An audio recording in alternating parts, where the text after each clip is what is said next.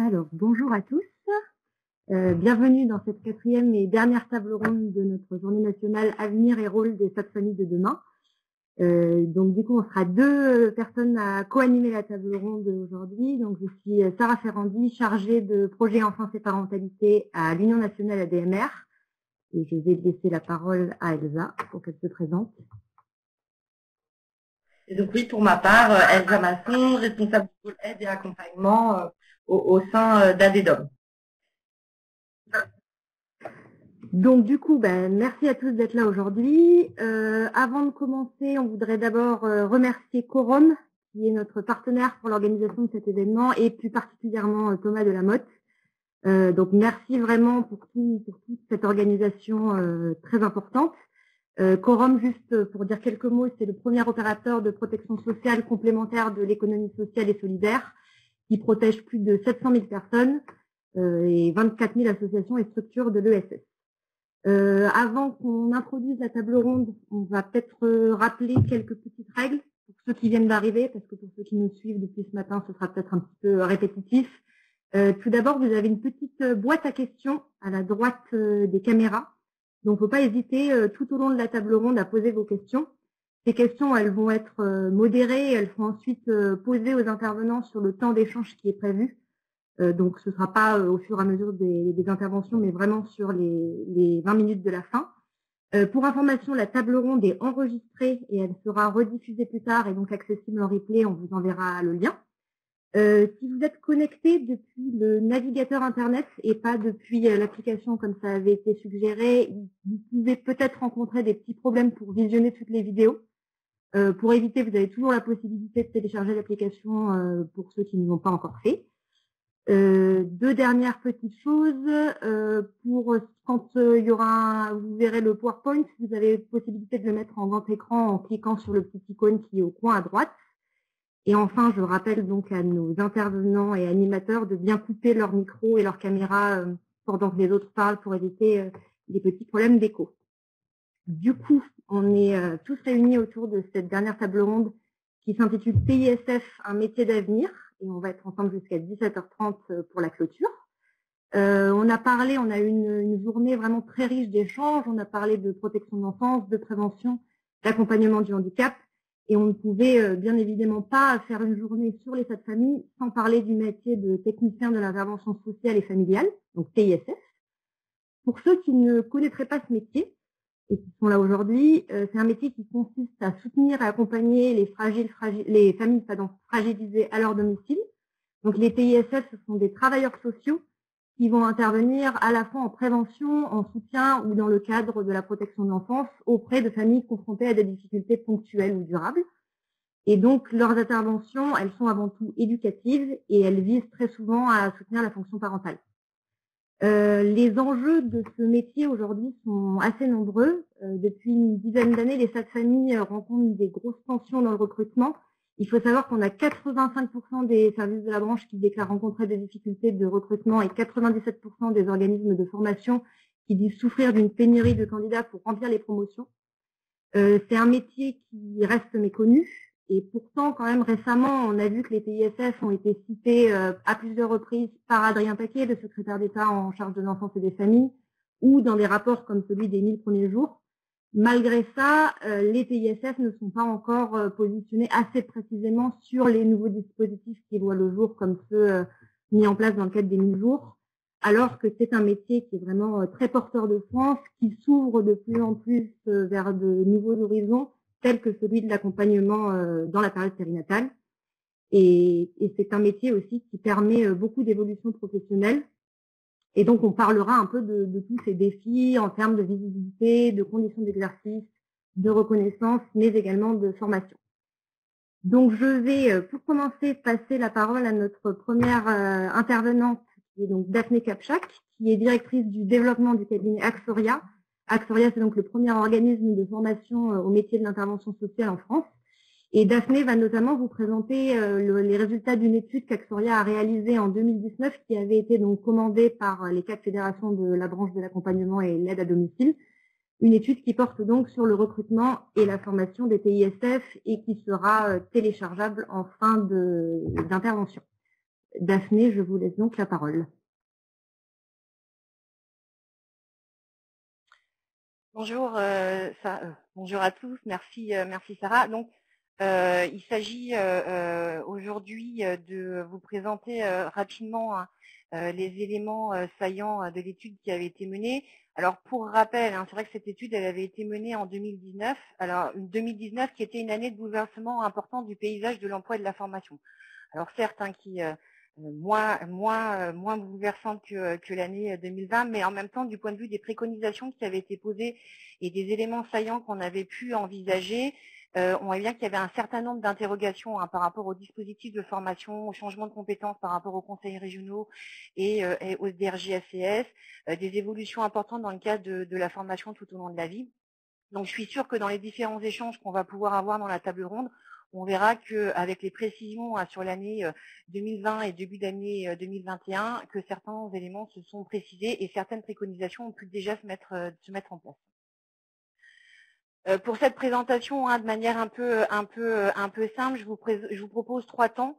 Un premier temps rapide sur la méthode et sur la manière dont les équipes d'Ascoria ont pu répondre à cette demande des différentes fédérations. Puis un passage par les éléments de contexte des premières analyses et des points saillants qu'on a vraiment gardés, et enfin sur les préconisations formulées et la manière dont elles pouvaient être envisagées. Alors cette première slide, pour vous rappeler les objectifs, pour vous présenter les objectifs de l'étude. Vous voyez, on était sur trois objectifs: identifier et comprendre les problématiques de recrutement des TISF à l'échelle du territoire, repérer et capitaliser les actions en faveur de la formation du recrutement TISF au sein des associations du réseau national, et proposer un plan d'accompagnement au recrutement avec des recommandations en matière de communication. Donc dans cette étude, on avait, comme Sarah a pu le signifier, vraiment deux entrées particulières dans le parcours d'un professionnel TISF, la formation et le recrutement, avec un objectif de faire émerger les bonnes pratiques de mise en place sur les différents territoires, pour vraiment envisager des préconisations qui doivent pouvoir permettre de fluidifier les parcours et surtout de mieux articuler besoins en compétences des associations, des réseaux et dispositifs de formation. Être dans un principe de juste adéquation entre les besoins en emploi et en compétences et les dispositifs de formation présentés, qu'on soit sur la formation initiale ou sur la formation continue. Donc cette slide vous donne à voir la manière dont la méthode, dont on a déroulé l'étude, avec, comme toutes les études, une première phase d'analyse et de collecte de données de terrain. Donc une analyse documentaire. Vous voyez sur la slide les différents éléments qui ont pu être utilisés dans le cadre de cette étude. Une collecte de terrain, alors avec différents outils. Une première phase de questionnaire où 58 associations ont été questionnées, ce qui représente à peu près en emploi 1300 sites ISF. On a, après cette analyse documentaire, mené des entretiens avec chaque responsable d'emploi formation des fédérations. Et enfin, on a pu mener 7 focus group dans 4 régions. Des régions qui avaient été choisies avec les fédérations par rapport à l'ensemble de bonnes pratiques ou des expériences qui avaient pu être menées, sur les différents territoires. Donc on avait zoomé sur 4 régions: Auvergne-Rhône-Alpes, Hauts-de-France, PACA, Provence-Alpes-Côte d'Azur et Pays de Loire. Alors, sur chaque table ronde, on s'était assuré d'avoir une représentation de l'ensemble des parties prenantes du recrutement et de la formation des TISF, puisque on avait des représentants des CAF, des représentants des conseils départementaux, des employeurs, des TISF, des stagiaires en formation, les OF, les prescripteurs, Pôle emploi. Enfin, vraiment, on s'est attaché à ce que l'ensemble des parties prenantes soient présentes. Ensuite, une partie de repérage et d'analyse des pratiques, et enfin la formulation des préconisations autour du recrutement, des dispositifs de formation et des méthodes d'accompagnement des professionnels en poste. Donc, comme je vous le disais en introduction, donc un premier temps hein, sur les éléments de contexte. Donc, comme le disait Sarah en introduction, un constat d'emploi toujours en tension, avec des besoins importants des employeurs de la branche qui sont que partiellement couverts, avec des enjeux de recrutement importants hein, sur les périodes 2016 et dans les périodes 2016 et 2021, de nombreux départs en retraite qui sont prévus à court terme et qui semblent ne pas pouvoir être remplacés. Et de fait, au vu de cette difficulté de recrutement, on voit bien que cette difficulté de recrutement entraîne une mise en tension des équipes dans les accompagnements, puisque de fait, il y a de la part des services un choix à réaliser en termes de volume, en termes de type d'activité, et de fait en termes de qualité de service. Donc un espèce de cercle invertueux hein, sur une difficulté de recrutement, puis une mise en tension en lien avec cette difficulté de recrutement, une mise en tension sur l'activité déjà mise en place avec des choix à réaliser par les services. Vous voyez hein, dans le slide, et c'est des chiffres qui ont été, qui peut conforter les chiffres qui ont été donnés par Sarah dans l'introduction. 2000 recrutements prévus, hein, c'était dans le rapport de branche 2016, et on a environ 400 diplômés formés, 380 diplômés formés de manière nationale en France. Donc un enjeu important hein, du point de vue de la valorisation et de la communication autour du métier. Alors, des clés de lecture hein, que vous connaissez forcément toutes, hein, puisque il ne s'agit pas d'inventer, mais de regarder, de filtrer et de mieux comprendre.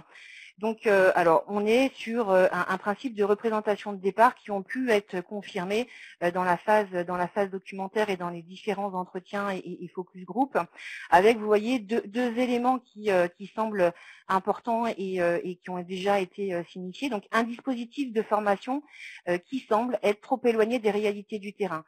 Alors, ça a été très très fort positionné du point de vue des différentes réformes que la formation a pu connaître en 1999 et de manière très très importante 2006, avec une impression d'éloignement de la part des employeurs et d'inadéquation entre le dispositif de formation et les besoins présents sur les terrains, avec des professionnels hein, qui ne semblent pas s'approprier suffisamment les activités du quotidien. Un métier qui, de plus en plus, peu prescrit par les acteurs de l'emploi, donc peu connu, et de fait, on voit apparaître hein, l'apparition des faisans fonction, entre guillemets, hein, comme on a pu les appeler hein, dans le dispositif, dans l'étude et comme on les a entendus dans les différentes tables rondes, qui investissent difficilement les missions de TISF. Donc on voit bien que dans les éléments ramenés, le dispositif de formation initiale, hein, ça c'est un point important, ne semble pas mettre le focus suffisamment dans les spécificités du métier et entre autres celles du domicile. On a beaucoup entendu, et on pourra en échanger dans le cadre de la table ronde, hein, des employeurs qui signifiaient qu'à l'heure actuelle, en fin de dispositif de formation initiale TISF, les futurs professionnels étaient plus enclins à aller vers les structures et les établissements que vers le domicile. Alors on voit bien qu'il y a aussi un deuxième axe, hein, une image dégradée du métier et des missions, avec donc ce que je disais, des nouveaux diplômés qui ne semblent plus aller vers le domicile, une faible attractivité avec une représentation d'un métier très féminin, de la sphère domestique, avec des conditions d'exercice qui ne semblent pas convenir aux futurs professionnels, et un manque de lisibilité fort hein, de la part des prescripteurs de l'emploi. Et pourtant, on voit bien, alors dans le titre hein, de la table ronde, on était sur TISF, un métier d'avenir. On l'a positionné dans l'étude hein, sur un métier qui fait sens, un métier tendance, qui est extrêmement enclin, et on le verra, est très en lien avec les évolutions du champ de l'intervention sociale, médico-sociale et des différents aspects, avec vraiment des professionnels, des vrais experts du quotidien en milieu de vie ordinaire et porteur d'une vraie expertise au vu des besoins des familles, mais avec une nécessité d'une communication plus impactante qui paraît nécessaire.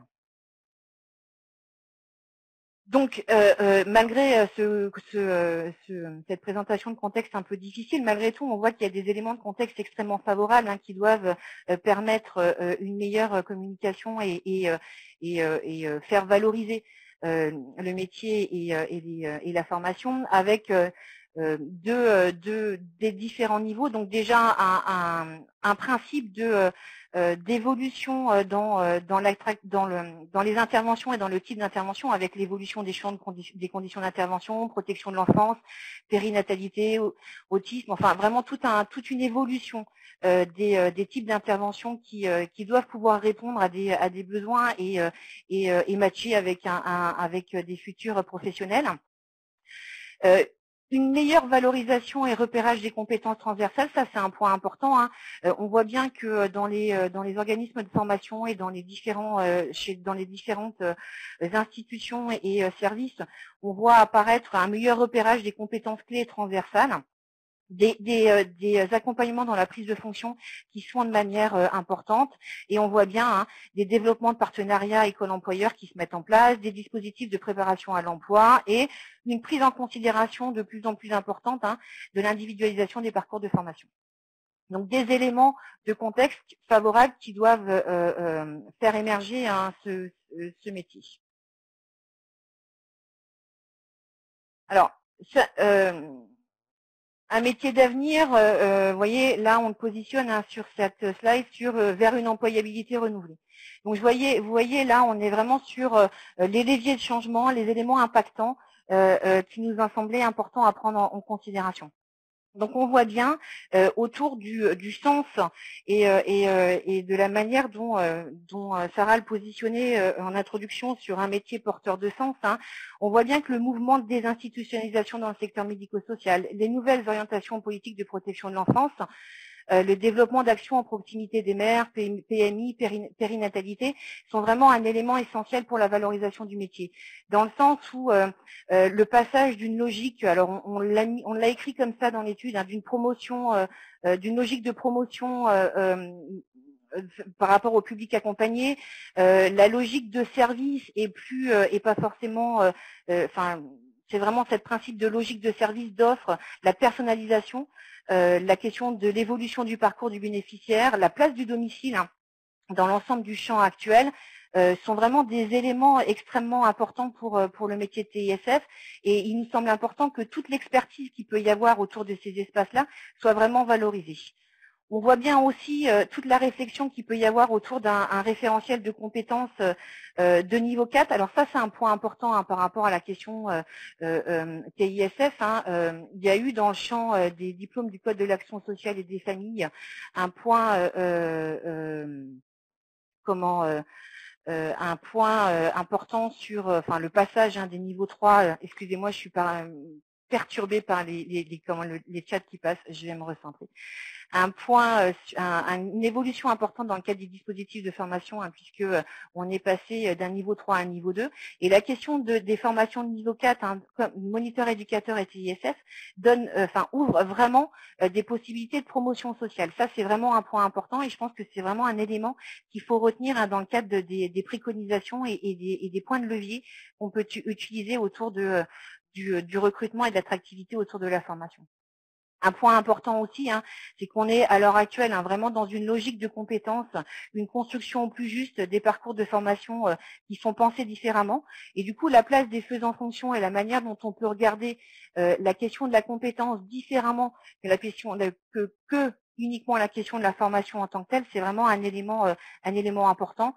Et on voit bien aussi du point de vue de l'adéquation emploi-formation, des évolutions sur les territoires et des différents acteurs et de la place des différents acteurs, est vraiment un élément de changement impactant par rapport à la formation TISF. Des pistes concrètes, hein, alors que forcément autour de la table et autour dans la salle, vous connaissez tous, mais néanmoins hein, qui est important de repositionner. Donc on a différents niveaux. Hein, d'actions concrètes. Un premier niveau qui va vraiment être autour de la question de la réflexion de la formation du point de vue des primo-arrivants et de la formation initiale, avec vraiment deux niveaux importants sur la question de la préparation à l'emploi des TISF et sur la question du nouveau modèle d'alternance. On va le voir, hein, la dimension de l'apprentissage est venue impacter de manière forte hein, le secteur et entre autres le secteur de l'aide à domicile. Donc comment l'apprentissage peut répondre à ces questions-là, c'est vraiment un point important. On voit bien aussi qu'il s'agit aussi peut-être de penser différemment les publics cibles et pour multiplier hein, enfin la question du recrutement, la question des publics cibles est important. Donc, la question de la mobilité horizontale du passage de moniteur éducateur à TISF ou d'autres logiques, la question de la préparation pour faire venir des publics peut-être de prime abord éloignés du filtre des services RH, mais qui peuvent vraiment servir la fonction, c'est vraiment des points importants. Tout le pan de travail avec les prescripteurs de l'emploi, ça c'est un élément majeur. On s'aperçoit que sur les territoires, le métier de TISF et la formation de TISF est peu connu par les prescripteurs. Les prescripteurs, ils sont souvent dans un principe fort d'adéquation sur un territoire emploi-formation. Donc il y a vraiment une nécessité hein, de se rapprocher hein, des prescripteurs de l'emploi. Et bien évidemment, tout ce qui va être autour de la valorisation des nouveaux espaces exercices du métier et l'accompagnement des reconversions.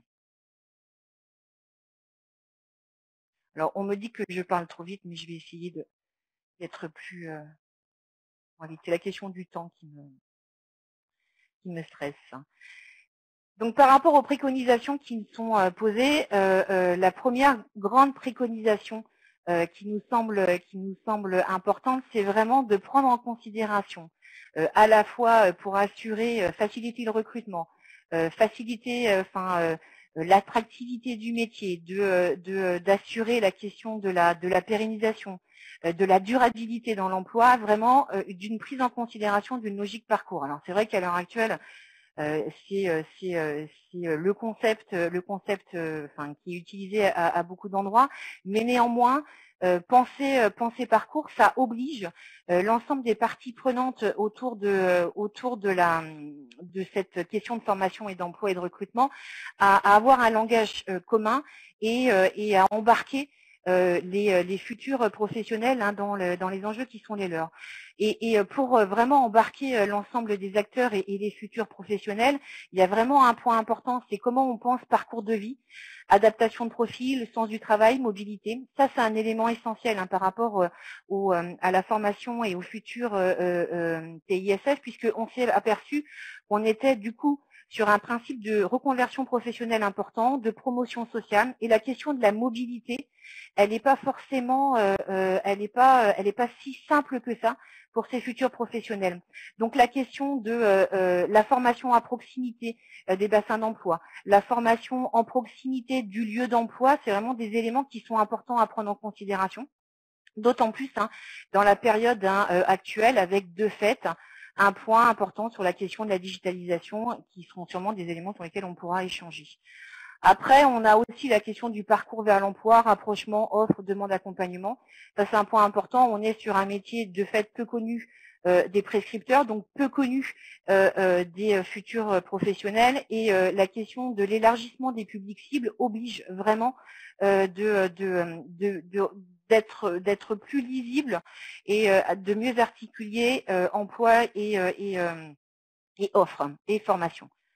On voit bien le parcours de formation, des éléments qui sont forcément à prendre en considération. On est rentré dans une logique de compétences. On l'était déjà, mais alors fortement impacté par la question du financement de la formation. La question de l'apprentissage, forcément, vient impacter le dispositif de formation, mais on pourra le reprendre dans le prochain prochaine prise la prochaine intervention. Donc vraiment, cette logique-là vient impacter des dispositifs de formation. On est sur des diplômes du Code de l'action sociale et des familles où certes, il y a eu de nombreuses réformes où la question de la compétence est bien prise en considération, mais la question du bloc, la question de la mobilité horizontale, la question de l'accueil de publics différenciés est parfois difficile à tenir.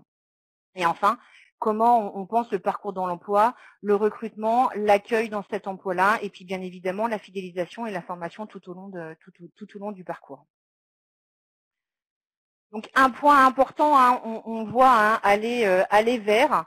Quand on vient pas vers nous, il faut aller vers. Ça paraît évident, mais vraiment envisager une dynamique de travail sur les territoires qui vraiment favorise la coopération et la concertation entre les différentes parties prenantes. Nous sommes vraiment sur une logique où la question du bassin d'emploi, la question de la prise en considération des prescripteurs des besoins en formation et des besoins de montée en compétences peut être un peu différenciée de celle des employeurs. Donc il y a vraiment une nécessité de bien envisager les différentes parties prenantes du territoire, d'aller vers, de vraiment développer des nouvelles modalités de communication, de soutenir à travers des kits de communication, vraiment de s'assurer d'être présent dans des moments extrêmement, des moments événementiels comme vous le faites, hein, souvent forum et autres, pour vraiment aller vers le public le plus large, engager et entretenir des partenariats avec les prescripteurs de formation. Alors, souvent, hein, dans le partenariat avec les prescripteurs de l'emploi, c'est pas tant la question d'engager, mais c'est la question de l'entretien au long cours. Et du coup, hein, vraiment, ce travail pour permettre de mieux connaître les métiers et faciliter l'orientation, mieux articuler les publics prioritaires fléchés, et puis répondre à toutes les logiques qui sont mises à l'heure actuelle au débat. Faire appel aux ressources et aux compétences internes, ça c'est un point important, mais vous le savez, mais c'est important de se le redire, il n'y a pas meilleur ambassadeur que les professionnels en tant que tels. Donc la place en termes dans les dispositifs de formation, la présence dans les forums, ça c'est vraiment un point important puisqu'on sait que c'est les meilleurs ambassadeurs. Alors, cette slide hein, sur les préconisations, elle est vraiment plus autour du dispositif de formation pour répondre à l'ensemble des parties prenantes. Donc, c'est comment on intègre vraiment une approche compétence, intégrant vraiment la question de la compétence transversale et des troncs communs qu'il peut y avoir autour des niveaux 4, hein, comme on le disait, hein, sur élargir une réflexion sur la question du socle commun. Donc au moment où on écrivait l'étude, hein, on se posait la question de la réforme des formations de niveau 4. Peut-être que vous serez plus précis que moi et vous aurez des réponses hein, sur ces objets-là, mais la question des socles communs, la question de la compétence transversale, c'est vraiment un élément important à prendre en considération. Investir l'apprentissage. Donc au moment en 2019, hein, on n'était pas forcément totalement précis sur ces questions d'apprentissage. On voit bien que les éléments évoluaient, que la branche est vraiment porteuse de ces dynamiques et que sur les territoires, hein, sur différents territoires et différentes régions, les dispositifs sont déjà mis en place. La question de l'apprentissage, hein, c'est pas une fin en soi, c'est un principe qui va nécessiter de travailler des parcours, de travailler les dynamiques d'emploi et de formation, pour répondre à la fois au futur, à l'apprenti, à l'employeur, et ça c'est un point important. L'intégration de la digitalisation, alors au moment où on l'a écrit, on n'avait pas envisagé hein, les différentes crises qui ont pu nous impacter. On se posait la question de la digitalisation, on se pose beaucoup moins la question de la digitalisation à l'heure actuelle, quels que soient les publics. Alors on voit bien que c'est pas une fin en soi, mais néanmoins la question des territoires, des espaces, des difficultés de mobilité sont vraiment à prendre en considération. Et enfin, la nécessité hein, d'assurer et de bien penser les considérations et les compétences hein, des nouveaux salariés. Dans les éléments de conclusion, alors vous allez avoir accès à l'enquête, hein, à l'étude, excusez-moi, en fin de table ronde. Vraiment, par rapport à l'ensemble des échanges qu'on a pu avoir, par rapport à l'ensemble des études et documentations qu'on a pu mener, on voit bien qu'il y a un principe de passage d'orientation à des principes nationaux, la question de l'apprentissage, la question des besoins des métiers en tension, enfin voilà, tous ces éléments-là, a vraiment un passage à des plans d'action déclinés par territoire. C'est vraiment à un moment comment, sur les territoires, on réussit à articuler bassin d'emploi, comment on réussit à articuler besoins d'employeurs, comment on fait en sorte que la formation soit agile et qu'elle réponde à ces logiques-là, pour être le plus fluide possible et pour donner à voir de métiers de manière la plus importante possible, hein, tout le champ des possibles sur ce métier-là, en vraiment pensant parcours, puisque ça c'est un point important, hein, sur les jeunes publics à l'heure actuelle. Alors c'est un élément, hein, je pense qu'on pourra en reparler. On voit que la crise, hein, à l'heure actuelle fait en sorte qu'il y a de plus en plus de jeunes et dans le cadre de reconversion professionnelle qui sont attirés et qui viennent nous interroger, hein, depuis cette crise. Donc vraiment comment je me suis saisie de cette logique-là, mais vraiment comment on articule les besoins et puis comment on fait en sorte que le système il soit le plus fluide possible pour l'ensemble des parties prenantes. Voilà.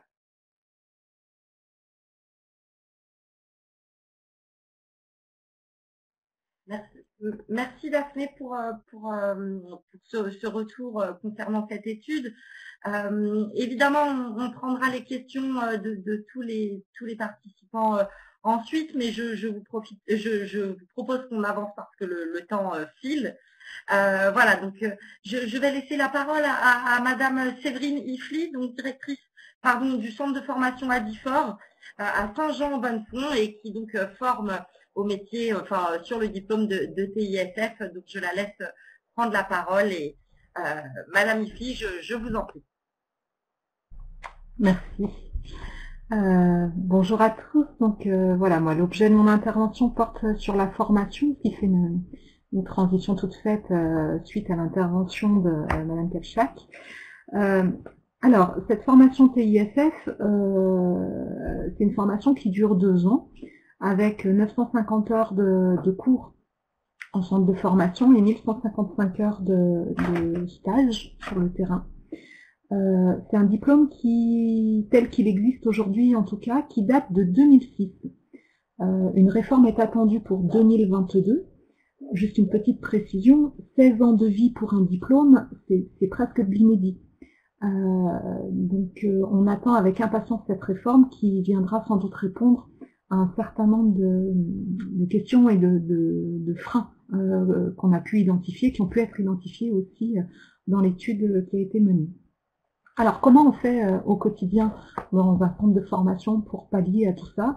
Eh bien on s'adapte, on adapte le contenu. On est fixé par l'arrêté de 2006 qu'on ne peut pas détourner, hein, on doit s'y tenir. Par contre, on a la possibilité d'adapter les contenus de formation qu'on va mettre dedans.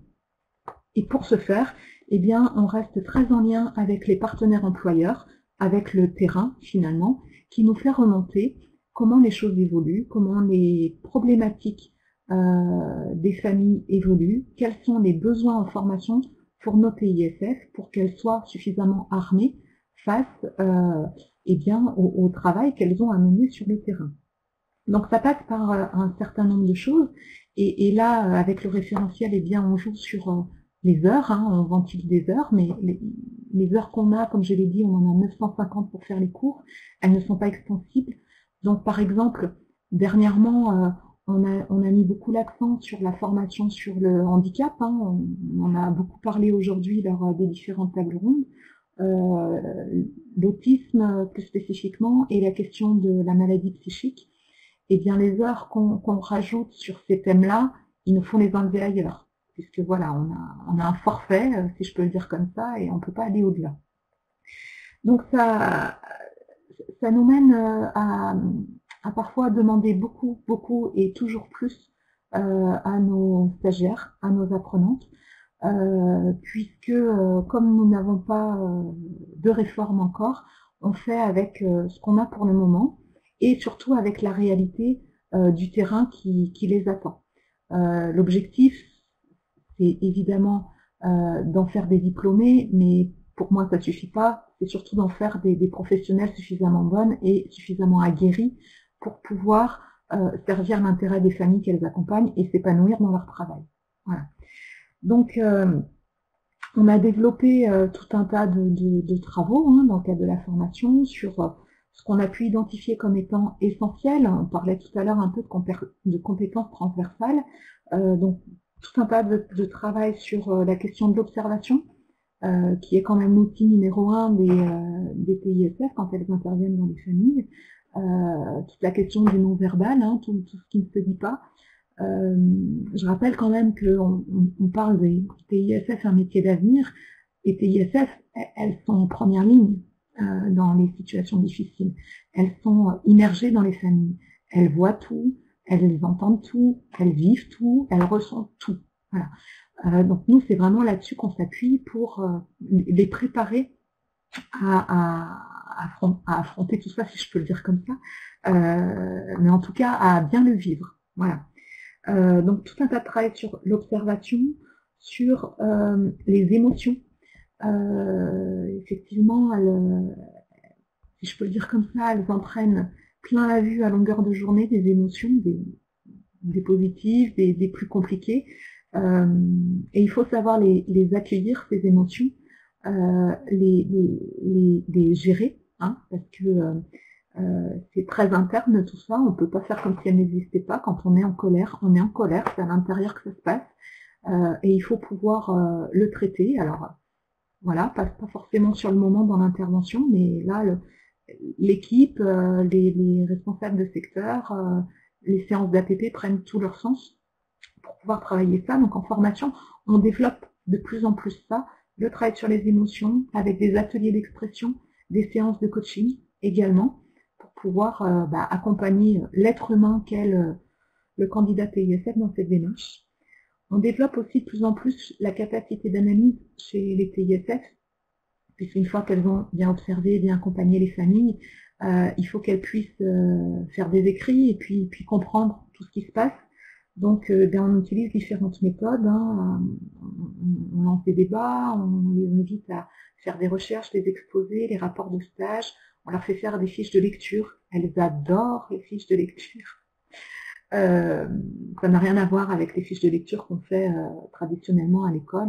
C'est sur un versant très professionnel où on leur demande de dégager des idées principales d'un ouvrage qu'on sélectionne au préalable pour avoir un esprit critique dessus.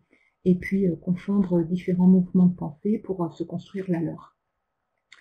On attend énormément de rigueur, on travaille beaucoup sur les écrits, j'en ai parlé. Alors je fais le lien avec les différents guides que l'HAS a sortis dernièrement. Nous, en tout cas, je partage la méthode qu'on utilise à DIFOR ADMR. Il s'agit de la méthode Alpholody, qui est une méthode de centrage sur l'enfant, qui évalue la situation de danger d'un enfant avec des critères d'objectivité qui limitent la marge d'erreur, en tout cas dans une appréciation. Voilà. Donc voilà, on pourra en parler à l'occasion, mais je trouve cette méthode extrêmement intéressante et très sécurisante en tout cas pour les intervenants. Et puis on fait aussi beaucoup d'accompagnement individualisé. C'était un peu la conclusion de l'étude précédente, où voilà, les candidats qui arrivent en formation arrivent avec leur bagage, avec leurs points forts, leurs points à travailler, et on peut pas faire un pack dans une promotion de 20 stagiaires. Donc il s'agit vraiment d'individualiser le parcours, et pour ça on met en place des formateurs référents, et puis une vraie proximité en tout cas entre l'équipe pédagogique et nos stagiaires, pour qu'on puisse bien les connaître et bien identifier à quel moment il faut soutenir, à quel moment il faut freiner. Enfin, voilà, c'est vraiment du sur-mesure, et c'est vraiment aussi dans une forme de modélisation, on va dire, où on est avec elles en formation comme ce qu'on attend qu'elles soient avec les familles qu'elles vont accompagner. Donc on développe vraiment toute cette capacité d'empathie, d'autonomie, de respect, de non-jugement, enfin voilà, tout ce qui recouvre les qualités relationnelles indispensables à ce type de métier. À m'entendre parler comme ça, je me dis qu'on leur en demande beaucoup quand même, par rapport à la reconnaissance qu'elles peuvent avoir du métier. Souvent, moi, mes stagiaires me disent, mais on a l'impression qu'on va passer un master avec tout ce que vous nous demandez. Pour autant, l'enjeu est tellement important sur l'exercice du métier qu'elles vont faire après. On parle quand même de sécurité d'enfants, la vie d'enfants, de fonctionnements familiaux. Donc, ce n'est pas à prendre à la légère. Voilà. Donc, effectivement, on leur en demande beaucoup, mais ça me semble, moi, absolument indispensable. Alors, moi, j'ai des maîtres mots quand on parle de la formation de TISF. Ce sont les actes du quotidien, parce que c'est quand même le cœur de métier des TISF et c'est ce qui fait son identité. Alors, pour autant, ce n'est pas une femme de ménage, ce n'est pas une cuisinière, mais n'empêche que c'est l'élément d'entrée pour arriver à créer une relation avec la famille. Et on est dans le faire avec. Voilà. Quand on fait avec la famille, on est placé au même niveau. Voilà. On n'est pas au-dessus, comme bien souvent elles peuvent le craindre, ces familles-là. Et ça me semble extrêmement important de le conserver, quel que soit le type de mesure, qu'on soit dans une mesure CAF, qu'on soit dans une mesure ASE, on doit pouvoir utiliser les aides du quotidien pour favoriser le deuxième maître mot, l'autonomie des familles. Voilà. Je peux constater parfois dans les promotions de TISF qu'il peut y avoir et chez certains professionnels également, qu'il peut y avoir un glissement vers l'envie d'être un EduxP. Voilà. Alors, je veux juste insister sur la distinction de ces deux métiers. Pour moi, ils sont très complémentaires. Je suis moi-même une ancienne éducatrice spécialisée en AMO. Mais c'est pas les mêmes choses. C'est pas les mêmes. On travaille pas de la même manière. Voilà. Donc, je pense que c'est important de défendre l'identité des TISF à travers cette spécificité et la spécificité aussi du travail à domicile. C'est une des rares formations où on travaille la question de comment on intervient à domicile, comment on rentre chez les gens, qu'est-ce que ça fait vivre aux gens de rentrer chez eux. Voilà. Donc, il y a plein de points à valoriser. Voilà. Enfin, je finirai pour dire que pour moi, la TISF, c'est un peu, je fais le parallèle avec le médecin généraliste. Le médecin généraliste, il doit connaître au moins en surface toutes les pathologies qui peuvent exister. Ensuite, soit il a la capacité de les traiter, il le fait, soit il l'oriente vers des spécialistes. Pour moi, la TISF, c'est notre généraliste du travail social. De la même manière, elle doit avoir un éventail de connaissances extrêmement important. On ne lui demande pas d'aller en profondeur. Par contre, elle doit connaître les problématiques, les difficultés, les dispositifs qui existent, soit pour y répondre par elle-même si ça rentre dans son champ de compétences, soit pour réorienter les gens vers des spécialistes. Voilà. Donc c'est extrêmement complet. C'est voilà, moi je crois fort à ce métier. Malheureusement, on a de sérieuses difficultés de recrutement en formation également. J'entends la difficulté de recrutement en emploi et effectivement en cascade, nous avons déjà nous ces difficultés.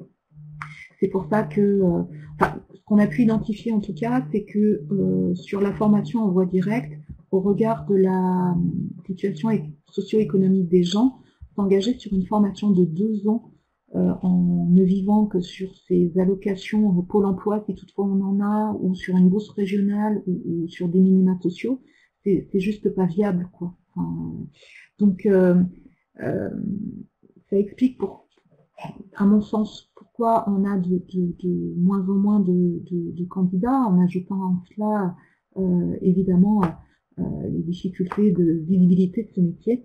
Donc nous, on va partir vers, on développe l'apprentissage et le contrat pro à partir de cette année 2021. Voilà, je vais m'arrêter là parce que je crois qu'on est un peu en retard.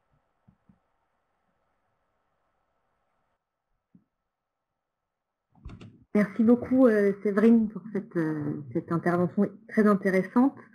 On va passer la parole avec Elsa Masson à Bérangère Pittiot et Antoinette Frère, qui sont donc toutes les deux TISF à Saint-Étienne. Je vous laisse allumer la caméra et le micro. Eh bien, je vous remercie d'être là avec nous. Je vais commencer peut-être par vous par vous laisser vous présenter et vous poser une première question. Est-ce que vous pouvez nous dire ce qui vous a toutes les deux amené à choisir le métier de TISF? Eh bien, moi, en fait, j'ai un parcours un peu dans le social, parce que je travaillais en foyer pour personnes adultes handicapés mentaux. Voilà. Et puis après, j'ai fait un peu de domicile. Et à la suite de ça, j'avais envie d'avoir un accompagnement bien plus poussé. Et puis, c'est là où j'ai découvert le métier de TISF. Et donc, je suis partie en formation. J'ai fait la formation 2002-2004. Du coup, en fait, voilà, moi j'ai un parcours professionnel qui reste aussi assez atypique sur Internet. Ouais, si on pouvait extendre les micros, merci. Donc du coup, voilà, moi j'ai un parcours professionnel assez atypique aussi comme Antoinette. J'étais pendant des années aide à domicile et ensuite j'ai voulu faire une reconversion professionnelle. Donc du coup, j'ai fait une rupture conventionnelle. Je me suis retrouvée à Pôle emploi et Pôle emploi m'a parlé de cette formation de TISF qui, moi, pour le coup, était avec la DIFORM en contrat pro, en alternance. Et donc du coup, voilà, j'ai commencé cette aventure TISF en étant en contrat pro, en faisant 3 jours de stage avec la DMR et après 2 jours en formation. Voilà. Merci beaucoup. On aimerait bien savoir un peu, que vous nous parliez en fait peut-être un peu plus concrètement de votre métier au jour le jour. En quoi ça consiste, par exemple, une journée de TISF? Eh bien, c'est vrai que notre travail est très varié. Nous avons des interventions vraiment différentes en une journée. On peut faire entre 6 heures, 8 heures, parfois plus, ça dépend. Donc, on peut faire de l'accompagnement scolaire le matin, accompagner après la maman voilà, dans différentes tâches. Et puis après, on peut faire aussi des visites avec la présence d'un tiers. Nous pouvons aussi faire de l'aide à la scolarité dans la journée. Nous pouvons faire de l'accompagnement pour des mamans, notamment en PMI, dans un pack découverte. Nous pouvons faire, c'est très varié, très très varié. Notre travail est très varié. On côtoie quand même pas mal de familles monoparentales, notamment des mamans seules avec les enfants, et on voit ça de plus en plus. Donc on a une aide éducative aussi, on travaille beaucoup avec les départements, beaucoup de dossiers. Et du coup, nous, notre travail, il va être très, très varié, enfin voilà, d'une intervention à une autre, parce que du coup, comme je disais, on va pouvoir faire le matin juste un accompagnement scolaire parce qu'une maman s'est cassé une jambe, et 1 heure après, on va se retrouver dans une famille où il y aura à ce moment-là énormément de violence, où il va falloir qu'on gère les émotions de tout le monde, mettre les enfants en sécurité, appeler les personnes pour prévenir un petit peu de ce qui est en train de se passer à la famille. 2 heures après, hop, on va encore passer, hop, là, aide aux devoirs. Enfin, voilà, ça reste, on est dans une adaptation tout le temps, toute la fin de journée, perpétuellement. On s'adapte aux familles et à leurs besoins aussi à ce moment-là. Parce qu'on peut très bien intervenir dans une famille pour, admettons, pour de l'hygiène corporelle. Et à ce moment-là, on se rend compte que la famille rencontre une difficulté autre à ce moment-là. Et la famille, ça va pas être son besoin primaire à ce moment-là. Oui, elle va nous dévoiler que finalement, elle vit de la violence conjugale. Voilà. Et là, on va faire appel à une association, aux travailleurs sociaux. Voilà. Donc là, nous, du coup, il va falloir qu'on se réadapte à ce moment-là. On est en perpétuelle réadaptation, nous aussi. Et puis, on est en contact avec beaucoup de partenaires, c'est-à-dire, l'école déjà, le centre de loisirs, les familles d'accueil, la PMI, les éducateurs, les AS, le département, l'ASE, il y a la ludothèque, les médiathèques. On nous connaît partout parce que quand on appelle, voilà, on a une continuité dans ces lieux. Malheureusement, en ce moment, c'est fermé. Mais on nous connaît, les TISF, on nous connaît dans les LAP, voilà, on est connus de partout.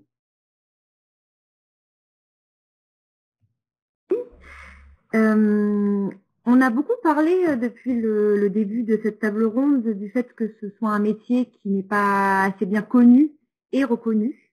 Quels seraient, selon vous, un peu les leviers de la reconnaissance enfin les leviers en fait pour mieux faire connaître et reconnaître ce métier? Qu'est-ce qu'il faudrait faire selon vous?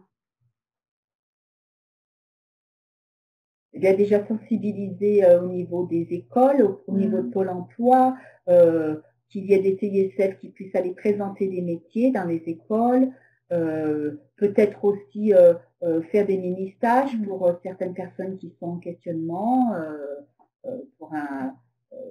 Je pense qu'il y a des endroits où on n'y est pas, notamment aussi, vous parliez tout à l'heure de la périnatalité. Au jour d'aujourd'hui, on n'y a pas forcément trop accès au niveau de la périnate parce que en maternité, enfin là aujourd'hui vous allez en maternité, vous demandez aux mamans, elles connaissent pas du tout notre métier.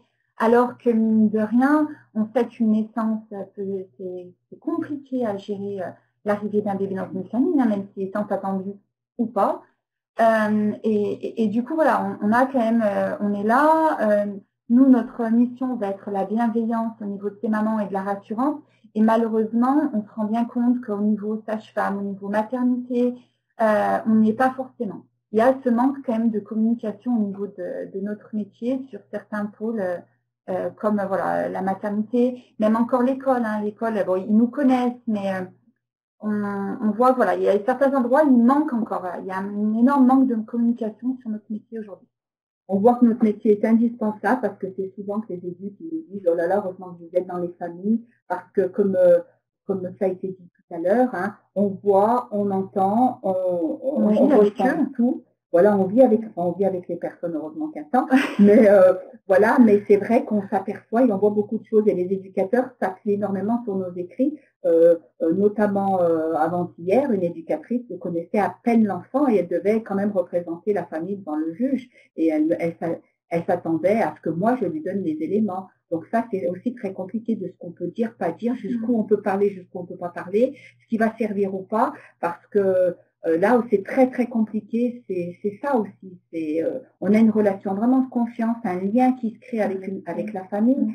Autant parfois c'est peut-être difficile, mais on n'est pas vu de la même manière que les autres travailleurs sociaux, même si on est travailleur social, heureusement. Mais il y a un lien qui se fait, il y a un lien de confiance, il y a un respect et les familles vont se confier beaucoup plus facilement à nous qu'à l'assistante sociale ou à l'éducateur qui passe de temps en temps comme ça. Et on a vraiment un rôle important à jouer dans tout ce qui est prévention. Aussi, je parle aussi, qui serait bien aussi, c'est de pouvoir avoir des portes ouvertes dans les foyers, dans les structures mère-enfant, hein, là où les familles les mamans sont placées avec un temps avec leur enfant. Là, on a toute notre place. Hein. Donc, c'est vrai que c'est tous les endroits encore, on a besoin encore de développer ce métier de TISF qui est, à mon sens, indispensable et vraiment un métier à part entière. Et effectivement, c'est un métier très riche, très varié et complètement indispensable. Et donc du coup, peut-être pour clôturer cet échange très intéressant, si vous aviez si on a par exemple des étudiants aujourd'hui qui nous suivent et qui se posent la question peut-être de devenir TISF, si vous aviez quelque chose à leur dire sur ce métier, qu'est-ce que vous leur diriez? Comment? On va le faire à deux. Et ben voilà, ça reste quand même un métier, comme on disait tout à l'heure, où il faut quand même s'adapter aux familles, s'adapter au moment, à l'instant T. Et mine de rien, c'est un métier où ça nous demande beaucoup de gymnastique.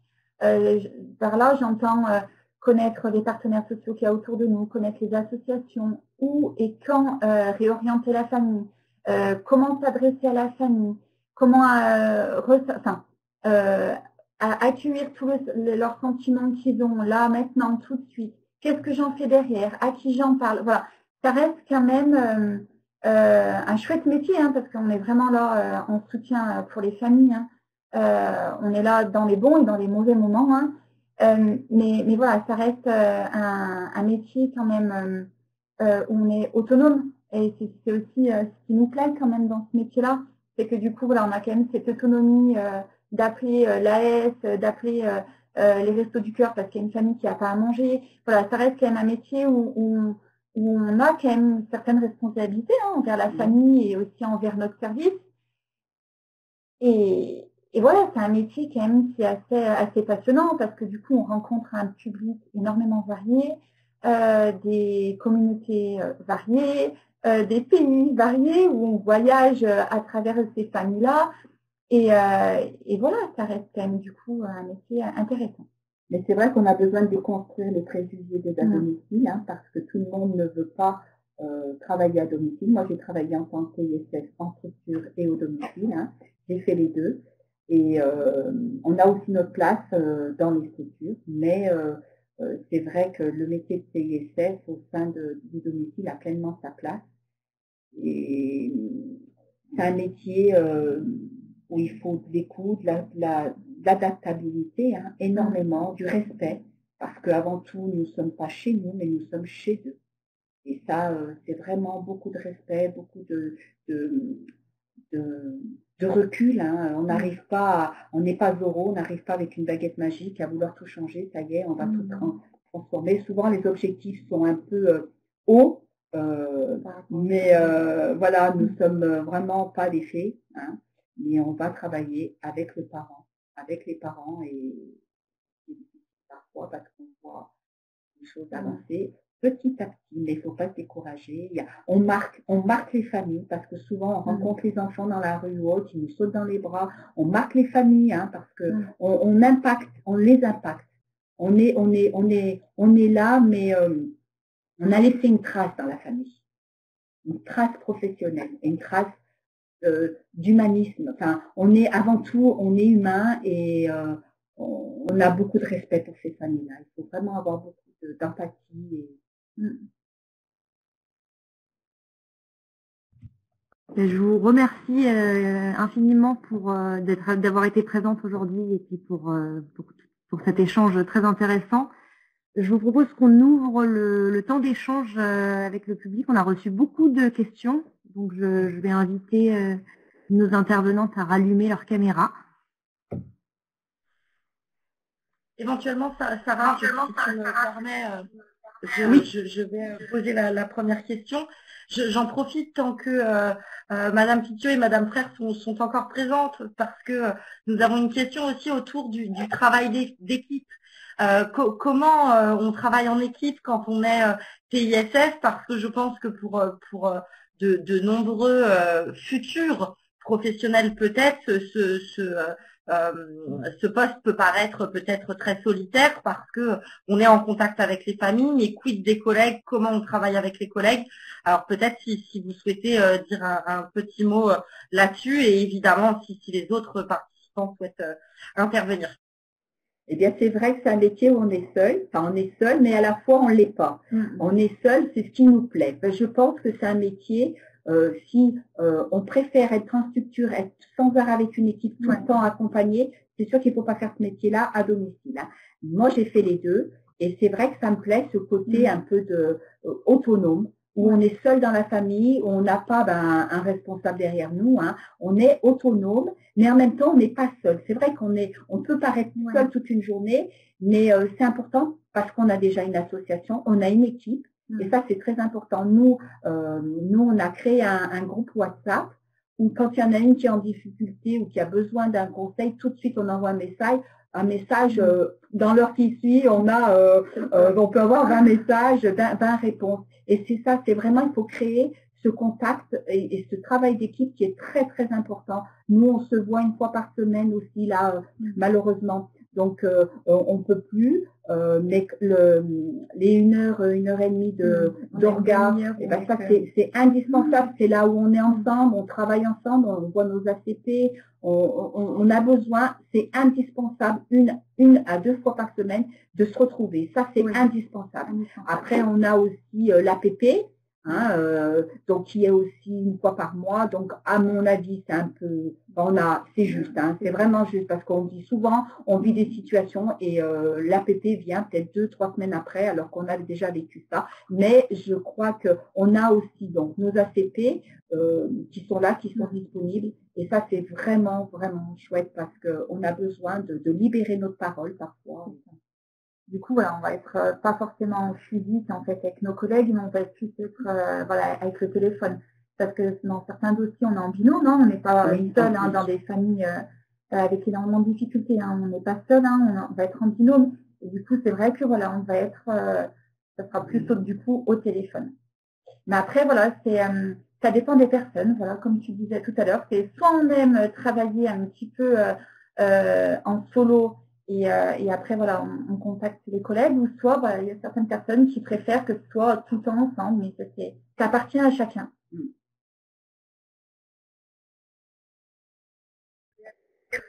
Merci.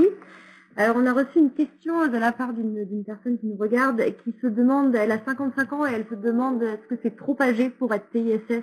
Alors, je ne sais pas si Bérangère, Antoinette ou Séverine, vous voulez répondre à cette question.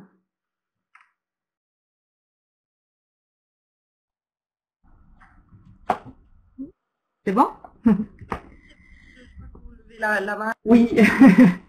Alors, c'est une question qu'on nous pose souvent quand des candidats nous appellent au téléphone pour avoir un peu des informations sur le parcours. Je crois qu'il y a une loi qui est sortie en 2018 qui s'appelle la liberté de choisir son avenir professionnel. À 55 ans, la vie elle n'est pas finie, quoi. Voilà. Donc pour moi, il y a pas d'âge pour engager une formation. Ce serait discriminatoire de sélectionner par l'âge. Donc vous êtes la bienvenue à 55 ans, j'ai envie de dire, dans le métier. Il suffit en tout cas par contre de vérifier les aptitudes physiques. Voilà, ça c'est important parce que Bérangère et Antoinette pourront sans doute le confirmer. C'est un peu de sport quand même d'être TISF. Faut être en forme. Faut pas voilà avoir de problèmes de dos, d'articulation, de choses comme ça. Non pas qu'à 55 ans on soit tous fichus avec des problèmes de dos, c'est pas ce que je suis en train de dire, mais bon, on sait malheureusement que ces difficultés peuvent s'accentuer avec l'âge. Donc voilà, ce serait la seule contre-indication, mais qui n'a rien à voir avec les 55 ans. Alors je me permets, je continue, on va pousser un petit peu les questions parce que on avait un petit peu débordé au départ et on a eu pas mal de questions, donc on souhaite quand même pouvoir vous en transmettre quelques-unes. Alors là, sur un aspect peut-être plus qui revient un peu sur ce que vous disiez tout à l'heure, Séverine, au sujet de la répartition des compétences entre PISF et éducateurs spécialisés notamment, parce que on a plusieurs questions là qui tournent justement autour de et pourquoi demain les sages-familles ne pourraient pas éventuellement ouvrir des services AED parce que les PISF ont des compétences pour mener ces mesures du début à la fin et en lien, je dirais, mais plutôt sur le versant judiciaire. Quelqu'un précise que dans le cadre des AEMO notamment, la prise en considération des observations des PISF n'est pas suffisamment mise en valeur alors que par ailleurs elle est souvent appréciée par les juges. Donc comment peut-on faire pour peut-être les intégrer un peu plus dans ces processus-là? Voilà. Alors, nous arrivons sur un sujet qui me tient particulièrement à cœur. Je vois Bérangère qui rit. Ayant été moi-même éducatrice d'AEMO pendant des années et ayant travaillé avec les TISF, je suis très claire sur le sujet. Effectivement, pour moi, la distinction dans des mesures éducatives entre un AEMO et entre un éducateur et une TISF, c'est que l'éducateur, il est un coordinateur d'ensemble des interventions qui se passent dans la famille. Voilà. Donc il va coordonner ce qui se passe à l'école, il va coordonner les soins chez le psy, il va coordonner les interventions du TISF. Et, excusez-moi de le dire aussi abruptement, mais il va réunir toutes ces informations dans le rapport qu'il va adresser au juge, et c'est ce coordinateur-là qui va être présent lors de l'audience. Voilà. Donc ce n'est, je me permets de le dire comme ça puisque je l'ai vécu, c'est un rapporteur. Voilà. L'éducateur d'AMO, évidemment, il rencontre la famille, il rencontre les enfants. C'est de manière très ponctuelle. Moi, j'avais l'impression, enfin, je pense que c'est de la broderie, encore plus longue que le travail que fait la TISF.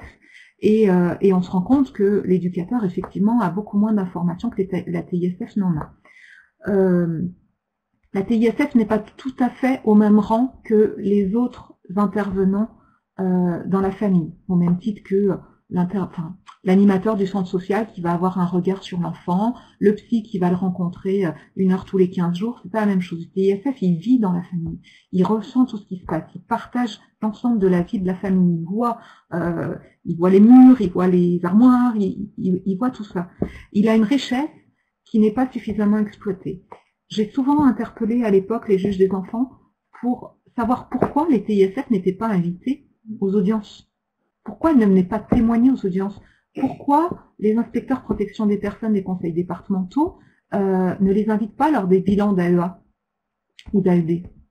Voilà, je pense qu'il y a, c'est là-dessus peut-être qu'on pourrait agir, mais là on s'attaque à un gros problème, c'est que les éducs ne vont pas aimer ça du tout.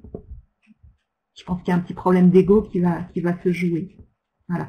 Je pense que il y a des craintes de la part des éducs, si je peux le dire comme ça. Ils ont peut-être peur de se faire piquer leur place. Hein, je le dis d'une manière très très simple.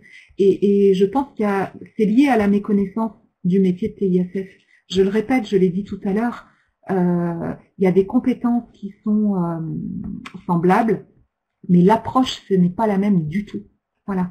Et un TISF n'est pas formé pour faire le boulot d'un éduc en AMO. Ça, je le maintiens, par contre, parce que c'est pas le même travail. Alors, on a une question également pour Daphné. La question qui se pose, c'est est-ce que vous avez observé pendant l'étude qu'il y avait une part plus importante de faisant fonction, et est-ce que ce serait plutôt une opportunité ou une menace? Alors, on voit bien que sur, alors il y a un élément important, hein, c'est que les typographies sont extrêmement différentes selon les territoires. Ça, c'est un point important. Hein. On voit bien que du point de vue de la formation initiale, que du point de vue du recrutement, en fonction du nombre de places financées par les conseils régionaux autour de la formation TISF, du coup, la place des faisans en fonction dans le système est peut-être différente selon le territoire. Ça, c'est un point important. On a vu durant l'étude que plus que le voir comme une menace, il faut le voir comme une vraie opportunité, dans le sens où déjà ça donne à voir que au-delà de toutes les craintes qu'on peut avoir, il y a une attractivité malgré tout, hein, par rapport au domicile et par rapport aux fonctions et aux missions qui sont exercées par rapport au TISF. Et par contre, il faut vraiment se poser la question de l'intégration, de la formation tout au long de la vie et des vraies spécificités du métier. C'est-à-dire que on a vu beaucoup que les faisans fonction, il y a deux formations, hein, on voit apparaître de manière importante, c'est moniteur éducateur et conseiller en économie sociale et familiale. C'est intéressant puisqu'on voit qu'il y a une formation qui est du même niveau en tant que telle, hein, si on parle formation, et en même temps, c'est USF qui n'est pas du même niveau. Néanmoins, les deux ont besoin de monter en compétences, hein, sur des compétences spécifiques, contexte d'intervention, métier, et ça, c'est un élément important.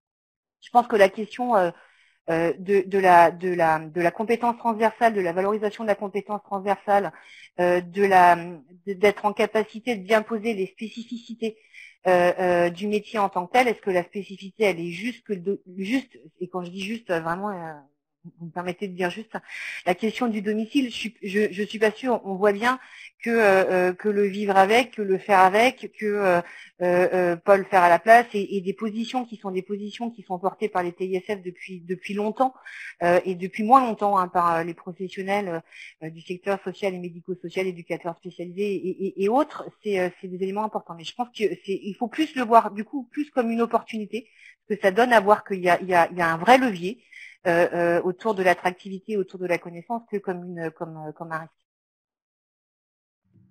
Merci beaucoup. Alors malheureusement, on a un peu débordé sur le temps imparti, donc on va pas avoir le temps de poser toutes les questions. On a reçu énormément de questions et ça nous montre que c'est un sujet qui du coup pose vraiment énormément de questions et qui est très intéressant. Ce qu'on fera, c'est qu'on vous enverra les questions. Oui.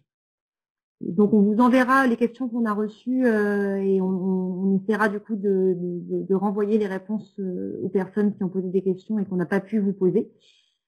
Donc on vous remercie vraiment infiniment d'avoir été là sur cette table ronde avec nous. Et on vous propose de rester pour un petit temps de clôture de la journée. On a donc Michel Dunia qui était parmi nous sur les 4 tables rondes et qui a pu assister à tous les échanges et qui va donc nous faire une petite synthèse de la journée. Je l'invite donc à allumer sa caméra et son micro. Bonjour. Il me reste donc 6 minutes 30 pour vous dire de quoi bricole. Comme il est impossible de conclure et de synthétiser une journée aussi riche, en l'occurrence, j'avais envie de vous inviter à réfléchir à ce qui s'est dit et puis à transmettre à vos collègues. Transmettre à vos collègues et parler de tout ça. Alors pourquoi je dis ça? Parce que je viens d'avoir un vieux bonhomme qui passe de temps en temps à la télé, qui s'appelle Boris Cyrulnik, à qui j'ai dit que j'étais en train de parler avec vous de ce fameux rapport 1000 jours.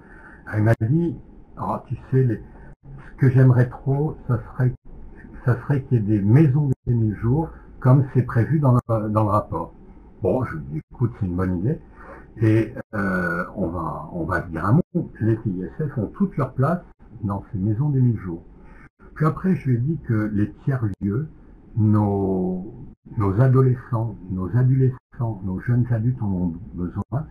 Et vraiment, je vous invite à aller voir ce que c'est qu'un tiers-lieu. Ce sont ces espaces informels, détournés de leur usage principal, et qui permettent des rencontres dont nous avons tellement besoin et dont nous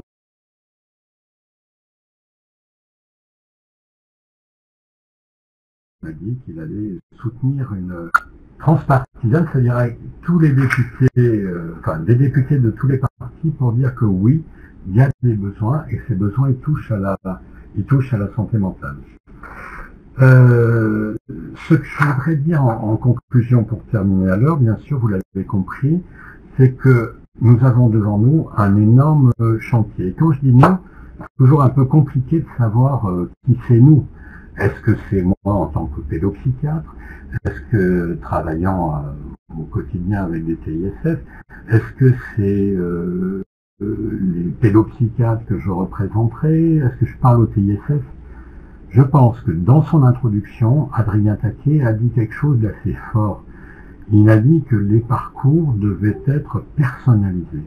Et c'est à cette personnalisation que toutes les institutions qui ont des logiques, des mandats, des modes de financement complètement différents doivent tendre. Alors on sait que ce sont des obstacles quotidiens pour dépasser les silos entre le sanitaire et le social, entre la ville et l'hôpital, entre la maternité et la pédiatrie, entre ce qui se passe au domicile et ce qui se passe dans les centres de PMI et de l'aide sociale à l'enfance.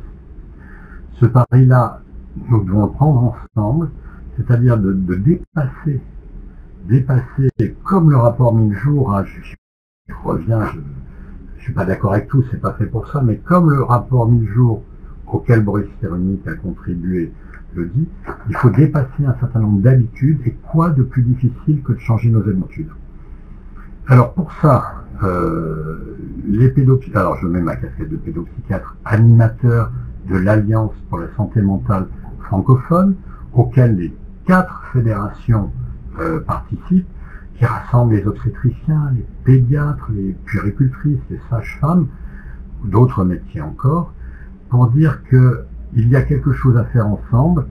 Et qu'est-ce qu'il y a à faire ensemble? Eh bien, probablement prioriser une bonne information des professionnels et des parents. Et ça a été prévu, ça fait partie, il y a 10 millions qui sont prévus pour ça, ça fait partie des propositions qu'Adrien Taquet a sorties, non pas de son chapeau, mais du rapport des 1000 jours, d'où le fait que j'évoque Boris Cyrulnik.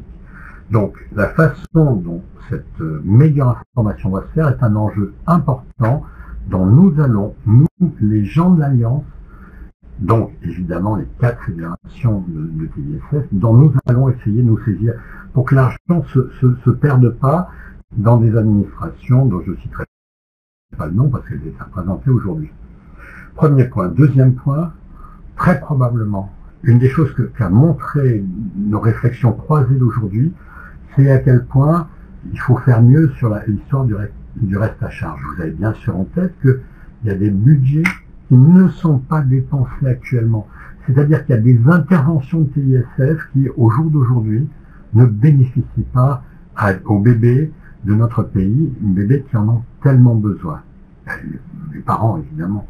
Et donc, cette histoire-là, que ce soit en périnate, en handicap, il va falloir une impulsion, soit pour modifier le barème, soit pour augmenter les dérogations. Je collabore régulièrement avec des collègues qui ont la TISF, des associations, des chargés de secteur qui font des arrangements avec les dérogations.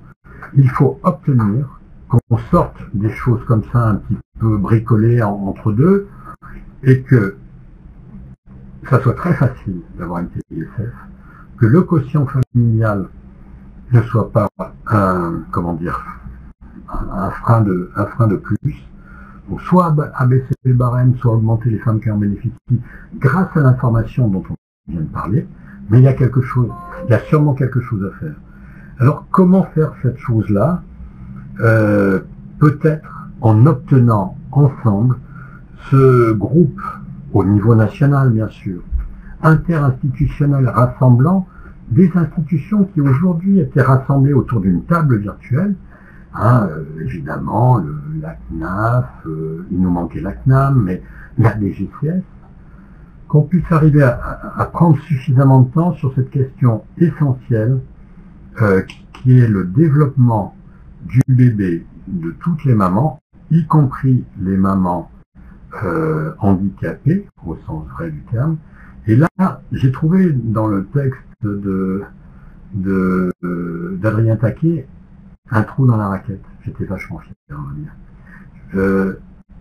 Ce dont il ne parle pas dans son texte, c'est du handicap psychique. Parce que, évidemment, en tant que professionnel, vous savez la différence entre le handicap mental et la déficience intellectuelle qui est derrière, et le handicap psychique, le fait que les patientes présentant, je parle comme un médecin, mais les patientes présentant un trouble psychique grave, labellisé par la MDPH, quand MDPH, après un parcours un peu long, eh bien ces femmes, elles ont absolument besoin, comme les femmes qui sont coincées parce qu'elles sont immunisées, ou comme les femmes déficientes intellectuelles, les femmes présentant des troubles psychiques sévères, et une reconnaissance MDPH ou pas de reconnaissance MDPH, ont besoin de vous, les TISF, avec les conseils d'administration, les directeurs, etc., de vous comme une espèce d'aide humaine à répondre aux besoins de l'enfant. Comme Boris le disait tout à l'heure, il faut faire des villages. Partout, il faut des arbres à palabre où les gens réfléchissent. Et ça c'est en Afrique, ça marche assez bien, même dans les services de psychiatrie, où on puisse échanger. Les familles en difficulté, en particulier avec des femmes isolées, ont besoin qu'on se pose ensemble derrière l'arbre à palabre, ou devant, je ne sais pas, un arbre à palabre peut-être virtuel, mais avec lequel on va pouvoir faire du travail totalement personnalisé, et surtout ces parcours de référents 1000 jours dont Adrien a parlé. Alors bien sûr, l'objectif, l'utopie, c'est la prestation légale pour toutes les femmes. On l'offre à toutes les femmes de notre pays de recevoir, si elles le souhaitent, le soutien d'une TISF. Et puis celles qui n'en ont pas besoin, elles diront « mais j'en ai pas besoin, je ne veux pas dépenser de l'argent public ». Mais proposer à tout le monde, ça serait éviter la stigmatisation des personnes handicapées, éviter la stigmatisation des personnes qui présentent des troubles psychiques, et donner dans le droit commun, comme l'a indiqué le jeu d'ailleurs, dans le droit commun aux personnes handicapées les moyens d'avoir un enfant, quitte à ne pas s'en occuper 24 heures sur 24 ou 16 heures sur 24, quitte à bénéficier du soutien de notre pays pour que leur droit d'être parents n'aille pas à l'encontre de l'intérêt de leur enfant. Parce que toute la journée, on a balancé entre l'intérêt supérieur de l'enfant, je viens de parler du juge, et puis le respect du droit des parents. Et cette tension, elle est au cœur de nos métiers. Elle est vraiment difficile, mais en l'occurrence, nous l'assumons au quotidien, parce que derrière nos savoir-faire, derrière nos savoirs théoriques aussi éventuellement, derrière tout ce que nous apportent les sciences humaines et sociales, comme on en a vu un exemple, hein, nous avons besoin du soutien des gens qui décrivent ce que nous faisons. Nous avons besoin de scientifiques des sciences humaines et sociales pour nous faire part de leur connaissance de ce que nous sommes. Eh bien, dans ce contexte-là, avec ce soutien-là, nous devons pouvoir défendre ensemble l'idée qu'on ne peut pas seulement compter les choses, on ne peut pas seulement compter les heures, on ne peut pas seulement compter les actes des médecins. C'est ce qui nous menace actuellement en psychiatrie. Et il faut effectivement, au-delà de cette histoire de prestations qui nous tient très à cœur, arriver à ce que nous ayons les TISF, les psychiatres, les obstétriciens, les sages-femmes des maternités, du temps pour échanger et faire un petit peu se raconter les choses. Parce que le diable gît dans les détails. Les protocoles ne régleront jamais tout. Et c'est cette façon de se mettre autour de l'arbre à palabre proposé par Maurice Cyrulnik, qui me sert de film là, c'est comment on peut trouver le temps de se mettre à la place de l'enfant. Comme Adrien l'a proposé ce matin, c'est-à-dire pas penser, je suis un CISF, je suis un pédopsychiatre, je vais faire ça parce que... De pouvoir, à un moment donné, s'identifier aux parents, s'identifier à l'enfant, éventuellement souffrir de cette chose-là. Et l'analyse des pratiques est indispensable, indispensable. Je le dis aux associations depuis une vingtaine d'années, il y a besoin d'espace de respiration. Il n'y a pas seulement des répits pour les parents qui ont, ou les assistants familiaux évidemment, qui ont des enfants très difficiles.